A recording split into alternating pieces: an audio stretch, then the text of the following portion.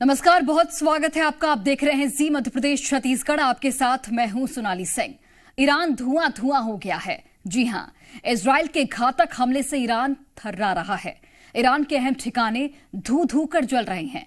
Israel में बैठे Netanyahu ने ईरान और लेबनान को धूल में मिला देने की कसम खा ली है और इजराइल के बदले की जो तस्वीरें रोज दुनिया देख रही है वो लोगों को दहशत में डाल रही है।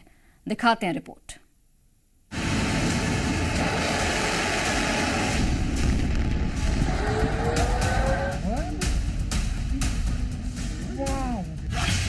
इजराइल का बदला 25 दिनों में हुआ पूरा।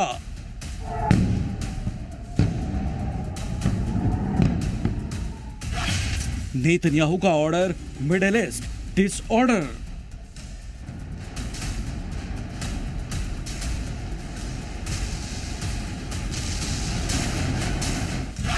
इजराइल का ऐलान, महाविध्वंस का अलार्म।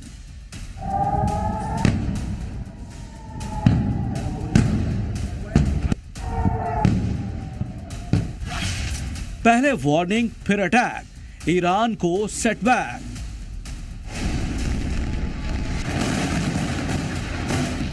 एक अक्टूबर 2024 नसरल्लाह की मौत के बाद ईरान इजराइल पर अब तक का सबसे बड़ा हमला करता है। अलग अलग इलाकों में इजराइल पर ताबड़तोड़ रॉकेट और मिसाइलें दागी जाती हैं।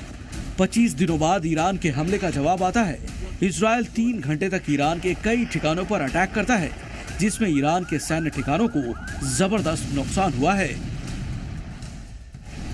25 अक्टूबर की रात करीब 2:15 पर इजराइल अपना ऑपरेशन लॉन्च करता है और अगले करीब 3 घंटे तक ईरान के उन ठिकानों पर बारूद की बारिश शुरू होती है जो ईरान की कमर तोड़ने के लिए काफी थी।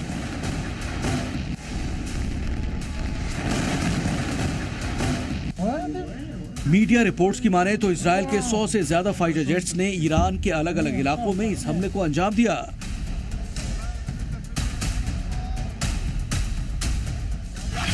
जिसमें खासतौर पर ईरान की राजधानी तेहरान, ईलाम और कुजेस्तान को निशाना बनाया गया।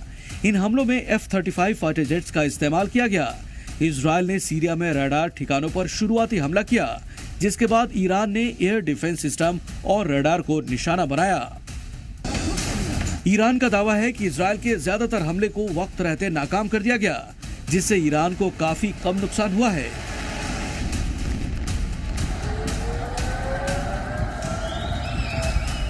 हालांकि हमले के तुरंत बाद इजराइल, ईरान और इराक ने अपने एयर स्पेस को बंद कर दिया। इजराइल डिफेंस फोर्स का कहना है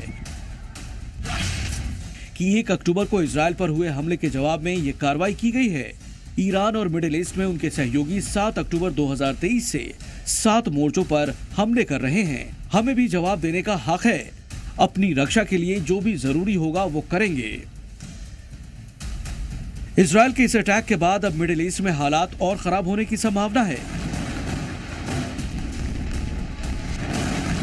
और इसकी सबसे बड़ी वजह है वॉर जोन में 2 सुपर पावर का इन्वॉल्वमेंट। एक तरफ इजराइल ने जहां इस हमले की जानकारी अमेरिका को दी, तो वहीं इंटरनेशनल मीडिया का कहना है कि इस हमले को लेकर रूस ने ईरान को पहले ही अलर्ट किया था। रूस यूक्रेन वॉर जोन के बाद ये दूसरा ऐसा एक्टिव वॉर जोन है जिसमें अमेरिका और रूस अपने सेल्फ इंटरेस्ट के लिए एक दूसरे के सामने खड़े हो रहे हैं।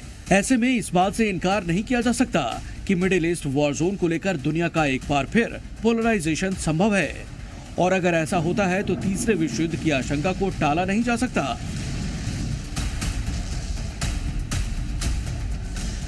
1 अक्टूबर को हुए ईरान के हमले के बाद ही इजराइल ने पलटवार की चेतावनी दी थी। अब ऐसे में सवाल है कि क्या इजराइल का यह हमला फुल एंड फाइनल है या फिर इजराइल ईरान के खिलाफ दूसरे बड़े हमले की तैयारी कर रहा है।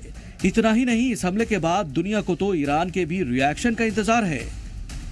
इस युद्ध को 1 साल से ऊपर का वक्त बीत चुका है, लेकिन मिडिल ईस्ट में जारी विध्वंसक जंग रुकने की बजाय और विध्वंसक होती जा रही है।